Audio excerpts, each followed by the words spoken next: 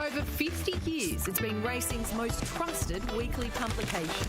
If you love racing, pick up your compact guide today. Get the inside running on racing's hottest tax and finance topics. Renowned racing tax advisor Paul Carazzo comes to Melbourne for the must-attend Sport of Kings seminar. Get up to speed on the Darley land tax case, tax on selling horses, business or hobby, write-downs, farms and taxation, GST, industry KPIs and more. Join online or in person, August 13 at Inglis Oaklands Junction. Registration a must. Visit horsetax.com.au or email seminars@baumgartners.com.au. Racing people love Ribera's. John Sadler. The racing crowd loves to catch up at Ribera's for that freshest seafood prepared by the best in town. Ribera's means simply sensational seafood, a favourite of the racing fraternity, the footy world, and, well, anyone who has that seafood passion. I've been coming here for years, so let me tell you, Ribera's is the best seafood dining in Melbourne. Exhilarate your seafood senses. Ribera's in Port Melbourne. Tomorrow's menu is still swimming. And at riberas.com.au. Kia's most awarded SUV, the 7-seat Kia Sorento. Available in petrol, diesel, hybrid and plug-in hybrid powertrains. Fine-tuned for Australian roads and conditions for all 7 passengers. To find out more, visit kia.com.au or visit your nearest Kia dealer. Kia. Movement that inspires. Here's another weekend offer from Bet365. This Saturday, Bet365 will have mega boosts available on selected runners. Check out Bet365 from 10 a.m. on Saturday and see why it's never ordinary at Bet365. Subject to availability, eligible customers only, terms and conditions apply. Chances are you're about to lose. For free and confidential support, call 1-800-858-858 or visit gamblinghelponline.org.au. On RSN Racing and Sport, it's time for the grey areas with Jason Adams and George Ferrugia. The kid was a human dynamo. Are you sure you're talking about George? George of the jungle, friend to you and me. Good afternoon. Welcome to Grey Areas. It's time to have a bit of fun. It's time to talk a lot of greyhound racing as we build up to the maturity at the Meadows tomorrow night and wrap up what was a pretty solid night at Sandown Park last night. My name is Jason Adams. Firstly, I'm joined by George Ferrugia, and mate, there is all sorts of dress codes in this studio today. We're in all sorts of kits, and you're the sharpest man in the building. Yeah, only because I've got a function, because I'd rather be dressed like Corey, to be honest. That would be more comfortable. But yeah, just going to a function after this, mate, and hopefully have a good Friday. And our spiritual leader, John Henry, the captain of the Resies. Don't put me ahead of Corey. Hey. Come on. I know who the stars are. It's good to see you, Corey. It's been a while. And we are joined by Corey Smith from the Meadows ahead of a big night there tomorrow. Yes, it's going to be a big night. Just weaseled my way in here for the first time in a fair while, and I certainly missed the dress code memo. I've just come in here looking like a slob, and your hair's looking slick, Patch. Looks like you've had a fight with a lawnmower recently, and then so's Georgie's got the suit jacket on, and the little bit of Brill cream's been attached to the bonds. Looking like a Maltese European businessman. Absolutely. Now, I've heard a rumour that you've been off the drink for a while, Corey. I'm not sure. It's no good for you. Yeah, I know. I've heard that. It's no good for you. I'm ready for July. Dry July. As in your emotional state, you just need it back in your system. Yeah, I think there's nothing better than a couple of frothies. So tomorrow night, any danger? Big danger. Yeah. I reckon at about $2.20 we're setting the market at, but we'll see how we go. Apparently, he has been sleeping like a baby, getting up every couple of hours screaming. So anyway, let's see how we go. All right, that's good from you. Not bad. Yeah. Okay. A lot happening in the sport world. Firstly, will Stephen May get off George? I think he will. Yeah, probably. Yeah. Smithy? Probably. Yeah, I think he should. Doesn't mean some of those comments were remarkable from the tribunal. Yeah. Are we going to talk about the elephant in the room? Poor Hulk Hogan passing we away? need to. I know it's not your vintage, you two. You're way younger than me. I understand it. Yeah. Just back in the 80s. How big of a monster was he in the sports and entertainment world in the mid-80s? Huge. Those early WrestleManias are unbelievable. So, sad news this morning for people my vintage, for sure. I'm sure Johnny would have remembered Hulk Hogan. At the time, you'd say, not that I'm into it, but at the time you'd say arguably promoted that sport, in inverted commas, more so than anyone worldwide. At the time, he was the poster. He was huge. Got himself into a Rocky film. Yeah. He was big name. Yep. His body would have been through plenty. Yeah. Plenty. Thoughts with everyone connected to the mighty Hulk Hogan. All right, let's move on to some racing. And just before we get stuck into Sandown, some good action at the Q last night. And I'll start with you, Smithy, with the a couple of track records. Well, I think it might have been broken first up and then broken again later on in the night with some familiar names. Yeah, obviously with Q2 out of action, you see some of the best dogs in Queensland head over to the Horseshoe track, the Q1, and we saw some pretty fast times. Blue Blend and Cumbria Jack. I know going through that Brisbane Cup series, all eyes were on Cumbria Jack and Blue Blend, and last night was no exception. Blue Blend in particular, I thought was really, really impressive. If you look at his form, Corey, early he was patchy, but he's emerging now, isn't he? Like, he's a serious dog. It's the story of what could have been having drawn box one in that Brisbane Cup. Like, he was in that up to his ears. So yeah, to run 25 seconds flat is just incredible for the son of Hooked on Scotch. We've got an early text message, and I tell you what, he's struggling now. Tim from Kilsyth. G'day, Corey. I hope you give the listeners some winners and don't keep them to yourself like our mate Georgie does. Go Timmy Zoo. No. Now, did he listen on Wednesday? We give him a double. So 2 out of 2, so he'd be happy with that. So Tim, lift your game. And I thought you'd be in I thought you'd be 3 from 4 last night. Yeah, he's got to be in a better mood. His dog ran he's built like a horse. His dog ran 29.08 at Sandown yesterday. So come on, Timmy. What, Tim's built like a horse or Tim Zoo? Tim Zoo. Isn't he 38 kilo? He's a big boy. Big unit. He's a big unit. I didn't catch Wednesday's show. I got to put my hand up. I don't miss many, but I missed Wednesday. Did you tip Summer Quinn? Because I had her one out in the leg of the quaddie last night at Wentworth Park, and she saluted for me, and it was a beautiful result. Yeah, it was a good win. Johnny rushed us, so we couldn't get through the Faruja hole. So I blame Henry. Yeah. You know I control your microphone. All right, let's carve into what was a good night at Sandown. Firstly, George, you're the breeding buff of the show. Dr. Tucker side his first city winner with Dr. Azure in the first race. Yeah, there was a few doctors in that race, but as we know, Dr. Tucker was a very, very fast greyhound by Bernardo, and good to see some young sires get on the board, and obviously well patronised by the owners and breeders there, but winning in 30 and 16. The way he won, it looked like he was going a little bit faster, but it was a good start to the night for those that didn't like to back favourites at $7. And in race 2, we took a bit of a risk, guys. I don't know if you guys were on. I think you were, Jace, with a greyhound who had very little exposed form. Only had the 2 starts, but he looked pretty impressive flying intention. Yeah, really good. I mean, a win at, I think it was Geelong, was really sharp. So to convert that pace to Sandown's one thing, but the asterisk was always how well was she going to run at the distance. And she was really good in doing that. Race 3, now we knew that Tim Zoo was the marquee name of the night, but a lot of attention surrounded $1.10 favourite in race 3, Super Freaky, where she got into a position after the first 50 metres where you thought she's going to run awfully fast here. It just didn't play out that way, and it seemed like there could have been some head noise as opposed to some physical restrictions to me. Yeah, sort of got pressured down the back, didn't it? And sort of couldn't break away from him and capitulated late, ran 29.89, and we know how quick she can be. So, yeah, huge result, $11.80 to the winner for Adam Hunter. But, yeah, they'd be disappointed with that run. But, look, she's only had the 3 starts, so you forgive and see how she goes. But as you say all the time, Jason, it's one thing to have a couple of the big trainers will always say this. It's one thing to have a fast greyhound, but it's another thing to have a fast greyhound with the pressure on early and see how you're able to adapt. So she's just got to get used to that. Yep, they're behind the gates here at Geelong. Adamo is at the track. He's with the 9 high above me at $3.50, who is the favourite as well. Let's get to the Cattery for the second race there with Adamo. Declan Bates combining with the first winner.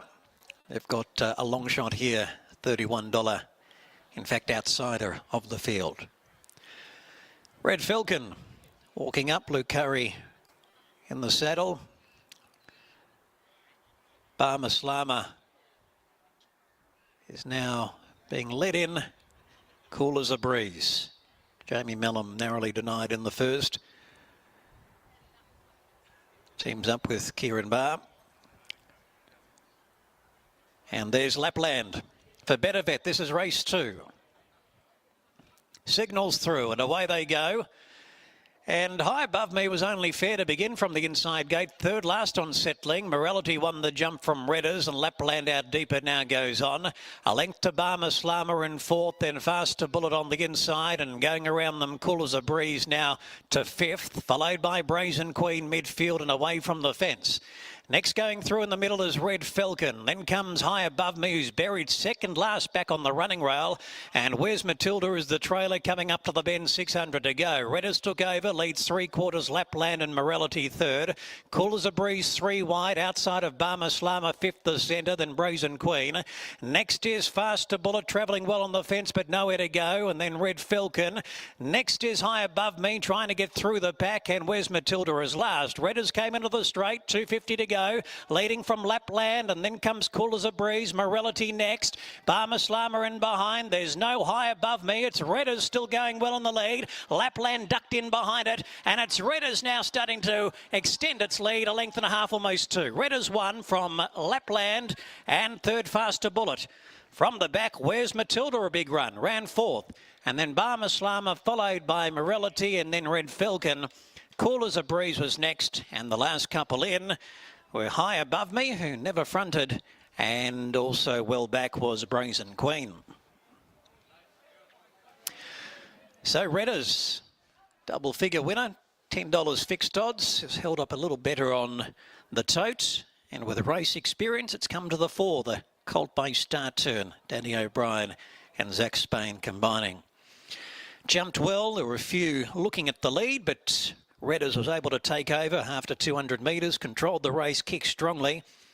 Lapland came into the race as a threat, but when let off the chain, wanted to lay in and ducked in behind Redders, and you can make a case that had it run true to the line, it might have been some sort of challenger, but you knew a good 150 from the line that Redders was going too well to be caught. And after running very well on return at Sale in the Lamassu race, went to Flemington recently, down the straight 1,200 metres, and on slightly firmer conditions, easier company, Redders has been able to score. Okay, full details shortly. Just waiting for it to be confirmed there from Adamo. Number 6, Redders at $12.10 and $2.80. Time 1 minute 7:08 as runners return back to scale. Okay, so $12 about Redders. Zach Spain on board. Those details will come through in just a moment. In fact, they're in 632.10. Number 6 Redders $12.10 and $2.80. 3 Lapland $1.60. 2 Faster Bullet at $5.90 and 10 Where's Matilda. The Quinella $20. Exacta $71. Trifecta $955. And the first 4 $10,489. 632.10.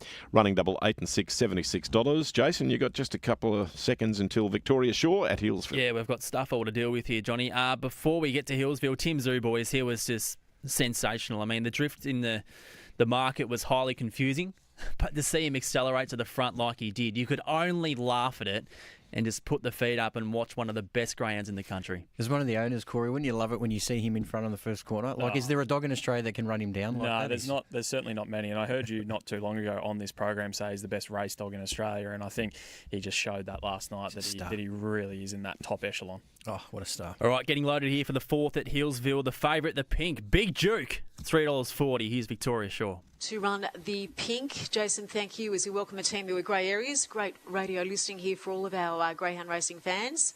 Thanks to RSN. Big Duke to run the favourite in the Pink. The green light is switched on. We're ready to run. 300 the journey. And they're often chasing Big Duke, a lovely getaway. Dunsmore Flyer, Speedy Pam with a good early toe as they start to jam up. Waltzing Embers, 1 knee 90 now switching across to the outside of the track there. And Elena's Jabrina's put the paw down and goes forward. Elena's Jabrina from Big Duke starting to wind up. 1 knee 90 across the track, goes out in front and 1 knee 90 across the field and 1 from Big Duke. Gallant in defeat. Dunsmore Flyer wasn't far away. Waltzing Embers posting up on the rail there as well. Socks and Slides. Then we had further to Elena's Jabrina trying to get a run. Speedy Pam out in the deep. One of the last in would have been Jacksolation, and 17 and 15 the time. Number 4, 1 knee 90 strikes again here at Hillsville. From Big Duke, well, Jordan Formosa. She can certainly bob up, and you leave her out at your own peril. 4, 8 and 5 in the frame, 17 and 15 the time. 4, 8, 5 and 7. The run home in 10.54. 4, 8, 5 and 7 from Victoria. Thank you, Vic. 4, 8, 5 and 7. Those details have come through. Gents, just as as you know, Andrew Bensley's just put his head in the studio and let us all know Mildura trots are off due to the weather. Mildura trots were due to go at 1:23. So, folks, if you were thinking of having a bet there today, no trots at Mildura. Just quickly wrapping up last night at Sandown. Smithy, you were very keen on what Callers described as a bet of the month as you went with last night. Intrepid Bale in race 9. I tell you what, he wasn't the bet of the month at $1.70, but he opened at a more lucrative price. Got a touch carried away on the, other station. Bet of the year, you said, didn't you? Was it bet of the year? No, bet of the month. Bet of the month. We're not getting too carried away, but I said it was bet of the month. Opened up at about $3 at some places and was backed into as short as $1.50. I wasn't too keen on putting the plums on the line at $1.50, but he got the job done, which is the main thing. And 2 greyhounds you probably don't want on your hammer in Werris Bale and Port Yasmin. Yeah, no, it wasn't the easiest watch of all time, but it was an enjoyable one in the end. Just very quickly, guys. Number 4, One Knee Noni, $3.60 and $1.60. 8 Big Duke, $1.80. 5 Walsing Embers, $4.20 and 7 Dunsmore Flyer. Quinella, $5.70. Exacta, $14. Trifecta, $79. And the first 4, $514. 4857. Early Quaddy, 8784. 311. Running double small jackpot. It was 8 and 4. $13. Get your quaddies on. And Georgie, in the last University, that was a powerful performance. I think he ran home in the high 10:30s, which, if you're not familiar with run home times at Sandown, that is moving. This litter are so talented, plaintiff out of Shallow Wits. I mean, obviously Delicate's in tomorrow and the big one at the Meadows, but they seemingly hit and miss at box rise, but when they nail it, I mean, she beat a good one in Mapunga Donna, who the week before went 29-27, so that was an incredible victory. Speaking of Delicate, she lines up in the Maturity final tomorrow at the Meadows, which is our next destination here on grey areas. And Smithy, from a general point of view, the quality of the field, I mean, it's one of those series where you look back on in 12 months and think, what an amazing field that was, and sort of get the field about they get the same feeling about this one this year. Yeah, absolutely. It was not long ago I was looking at last year's field, which I didn't think at the time was the strongest field, and then you look at the runners in defeat. There's the likes of Vincent Bale. Ethanol Water was in the race. So generally the Maturity is an absolute launch pad for superstars, and I put the honour roll up on our social media at the Meadows Dogs last night, and just having a look through it, some of the biggest names that we've ever had in this sport have won this race, and I think this is a really high quality one. I know I heard you say, George, that it's one of the more intriguing ones that you can remember, and it absolutely is. It's chock full of talent, and I think there's quite a few in this that'll go on to bigger and better things as well. It's interesting because the favourite is Sequana. Interested to hear your thoughts, Corey. We spoke about how we thought Slick Splits was probably the greyhound to beat considering his recent form. And even though it's an age-restricted race, for Saquon to win at start number 5 in Group 1 company would be an unbelievable effort. Yeah, well, Connections produced a fair greyhound by the name of Wow She's Fast to win a Phoenix a few years ago with similar sort of starts. And Sequana, he's a dog that... Obviously, we saw the times that he ran. We saw how visually impressive they were. I was more impressed by his run 2 starts ago where he was battered from pillar to post and still had the audacity to run through the line. And then his heat win, I thought, was ultra impressive. He had to punch up, he had to be tough, and he had to put his nose in the trough, and he did that. I think that's a sign of a good dog, and doing it at just the 5th career start, I think is really, really impressive. My concern with him is he looks like he's a dog that's going to get further eventually. So maybe he's just going to start racing like a 600-metre dog very short. Yeah, his pedigree certainly dictates that, and Jason certainly alluded to that fact on Wednesday. And there's speed everywhere you look around him, so he's just got to nail the start, get it right. I'm with the 6. You're sticking with the 6, Jace? Or? Yeah, I am. I think the speed map works pretty well for him. I mean, Delicate on average in her past half a dozen starts isn't going to fly the start. He'll get that room to be where he wants to be. And as we spoke about on Wednesday, his section between 100 and 300 metres was the best of the field. So clear run, he takes off. What's your thoughts, Smithy, on who wins this? I've got Saquon on top. I'm not really keen to chime into the sort of price. I think he's the most likely winner of the race. Just he's shown that in those last 2 runs that he's not afraid of mixing it up with some pressure, and I really appreciate that in a greyhound. But I think the one that's a bit of a blowout chance is the 8 Upset Sunset. We know how I agree with how strong she is. Slick Splits and Delicate can both set some sizzling sectionals early, and if they cart across and get across to the rail, she's going to be left nice and wide and And obviously we don't know where she's going to land in at the first turn, and she could be last. But if she lobs fourth or fifth and they take each other on and chop each other in half up front, she's going to be the one that's going to be chiming in late. And just at the prices, I think she's the one that I'm willing to have something very small on. That's why I'm dictated by the prices here. I just want to have I wanted to have a play at $26 because if there is any trouble, I mean, she'd be getting to the line well, and her runs in the last couple of weeks have been very good. But I can understand your point of view, Jason, because box 8's going to be problematic for something with lacking a little bit of speed. She's going to rely on luck. Just before we move on to the fireball, Smithy, what's the explanation around nose in the trough? Just nose in the trough. You know, a pig just goes into the trough and okay. Gets its tucker, gets the job done. Fantastic. All right, let's move on to the fireball. We've seen some massive scratchings with Allah's Babe withdrawn yesterday, and also Panama Road has come out as well, which seems to be a minor toe injury from the heat. So possibly out for a few weeks, but we'll wait and see. At least the unfortunate news that she won't be lining up in the fireball final tomorrow night. But even with those two out, it's still a pretty intriguing contest. Henry Intention and Flying Proud go into the field. Their box draws to be determined at scratchings tomorrow. Georgie, do those scratchings change your assumption of what might happen here? No, not really. Not really. I think if Without a Trace does what she did early, run 490, which leads, a fair lot of races over that sort of distance, I think she'll be tough to beat. Fade to Black is emerging, and obviously the fly in the ointment for me here is what Ethanol Water does, because her 2025 hasn't been as good as her 2024. I think that's safe to say. She's been a little bit patchy, but in terms of pure ability, she's the best greyhound in the race. Now, whether she brings it, I don't know. She's just been so up and down, hasn't she? So, well, personally, I think we'll get a pretty similar performance to what we saw last week, where even if she does begin, she will want to drop back. Yeah. I think that's just what she's doing at this stage of her career. Smithy, your take on the fireball? I was actually going to tip Panama Road, obviously being scratched. I thought the map was going to work out all right. You've got speed in 5 and 6 Without a Trace. I think she's the name on everyone's lips at the moment in terms of the staying ranks. A little bit of a similar sort of stench to it as Allah's Babe this time last year, where Allah's Babe was the upcoming star, and I think that Without a Trace kind of falls into that category.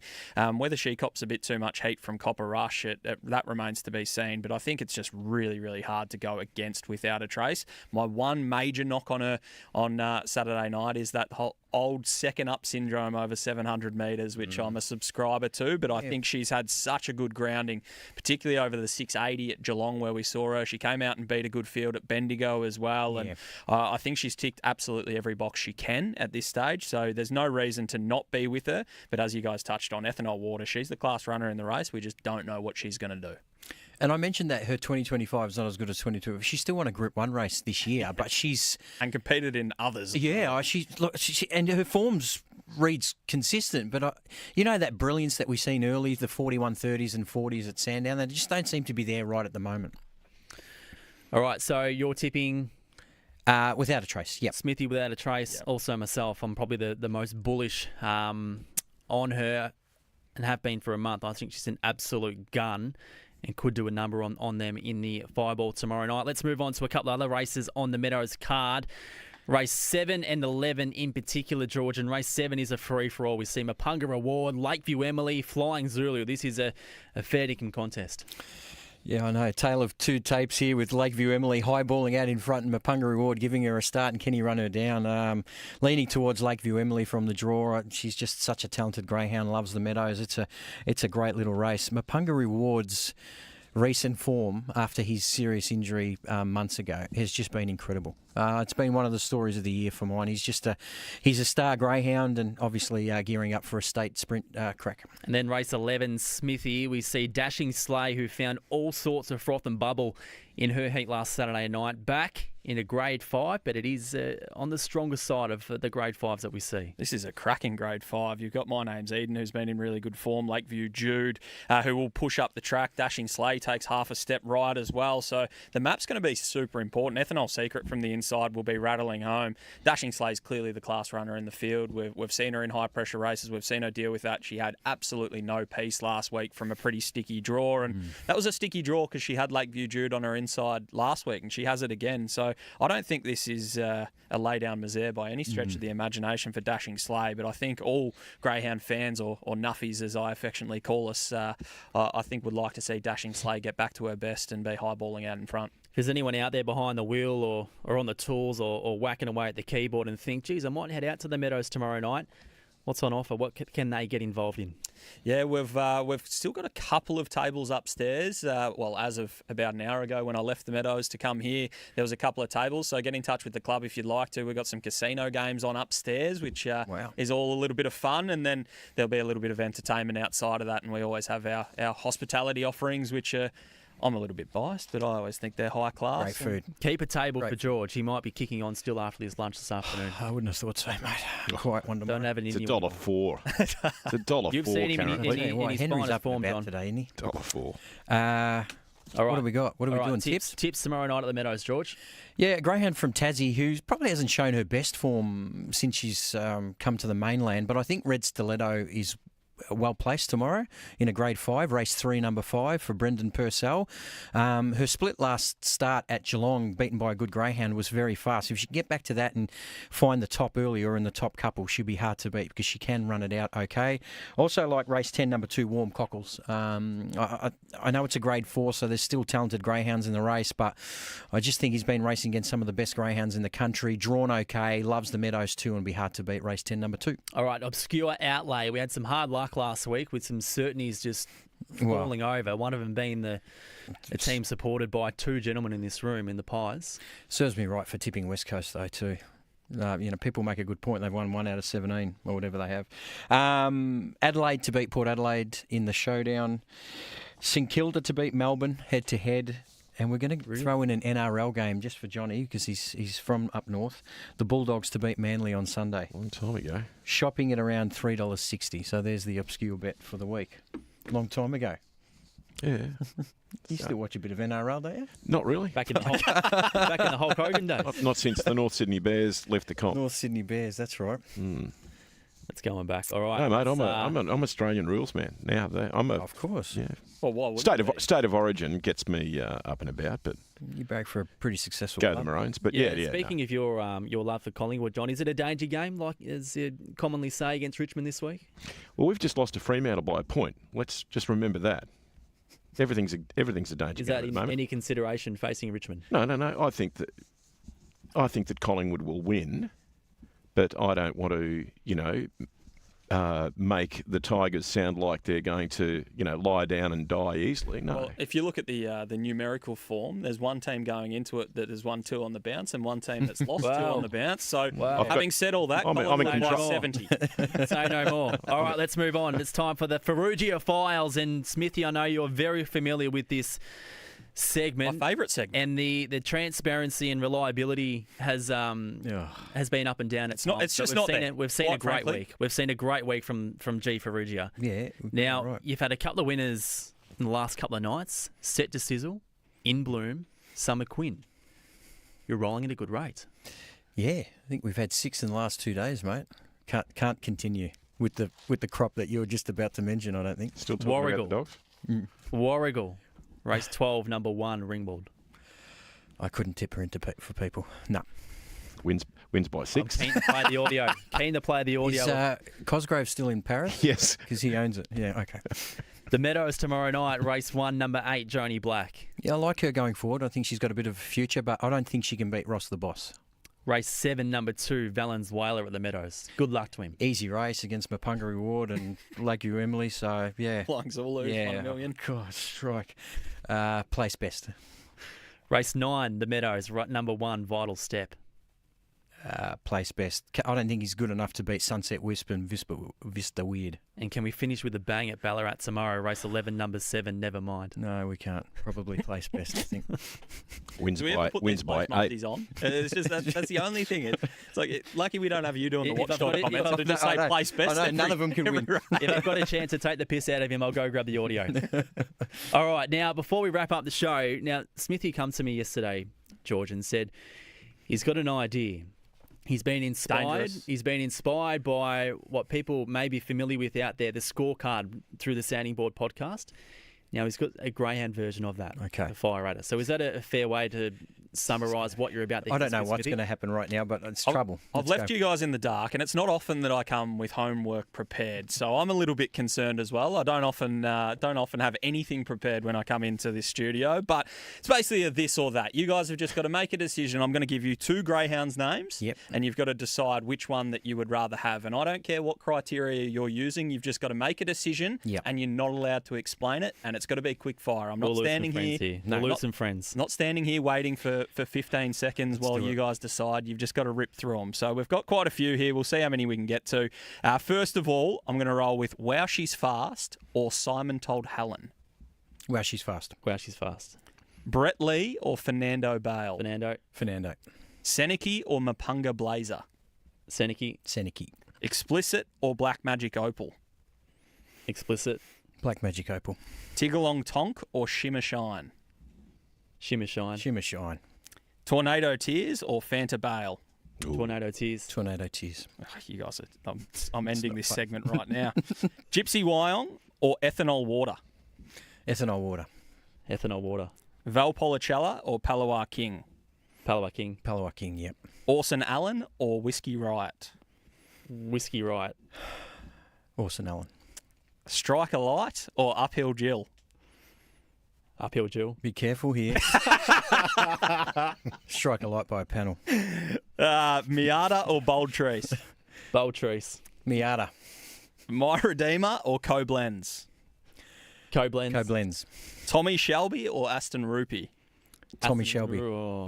Aston Rupee. No criteria. Aston Rupee for me. Bartia Bale or Aston DB. Bartia Bale. Aston DB. Feral Frankie or Hooked on Scotch. Hooked on Scotch. Dinah Double One or She's a Pearl. Dinah Double One. She's a pearl. All right, we've got to go. Any more, Smithy? Nah, that'll do. All right, enjoy tomorrow night. I hope you have a beer after the last. Make up for Georgie's 1,000 he's about to have this afternoon. John, have a good weekend. See you, boys. In the meantime, Andrew Bensley and John Henry coming up. Here's race 5, Hillsville with Victoria Shaw. And then we've got $7, an ex-consideration bone shaker off the inside. And, of course, Jordan Formosa eyeing off a double. As we stand by for a start, Jabberwocky narrowly the favourite. The green light is switched on. We're ready to run. And they're off and chasing Jabberwocky, a lovely getaway Spirit of